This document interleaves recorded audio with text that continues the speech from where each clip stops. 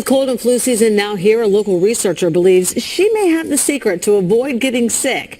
And it's something in the air. Boston 25 News anchor Heather Hedges explains the research shows humidity may be the key to staying healthy.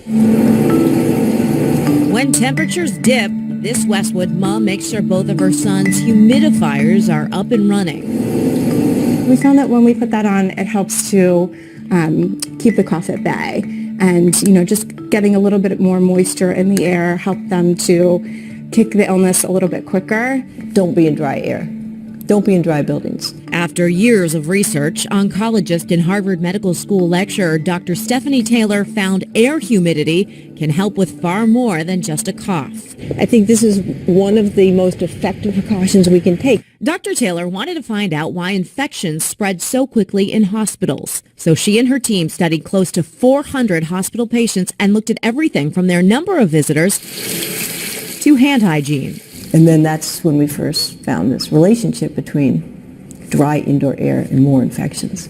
And we didn't believe it. We just thought, that's crazy. Their research found when humidity is low, infection rates go up. Does this all explain why people tend to get more sick in the winter than in the summer? I believe yes. It has to do with microbes in the air. The ones that tend to survive in dry environments and become airborne cause viruses and bacterial infections. So while hand washing is important, it can't always protect you. Your hands can get recontaminated from the air, from things settling out of the air onto your hands. And you don't even know it because you haven't touched anything.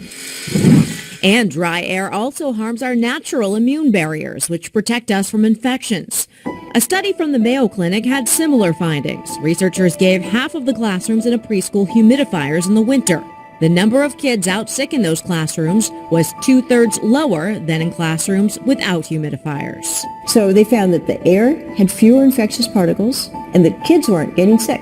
Dr. Taylor's research found the ideal humidity levels for indoor air range between 40 and 60% relative humidity. So how do you know what the level is in your air? Well, there are these inexpensive devices called hygrometers. Dr. Taylor says every office, school, hospital, and home should have one of these, along with a humidifier. Dr. Taylor says portable humidifiers may not be as effective as larger steam humidifiers with fans like this one, which do a better job circulating air around an entire home. Dr. Taylor says since she installed 2 in her house, she and her husband haven't been sick.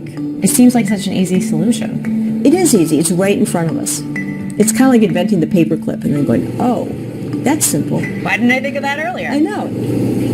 I also spoke with an expert about what types of humidifiers work best in homes in our area. And you can find that discussion and more on the research right now on Boston25News.com. I'm Heather Hedges, Boston 25 News.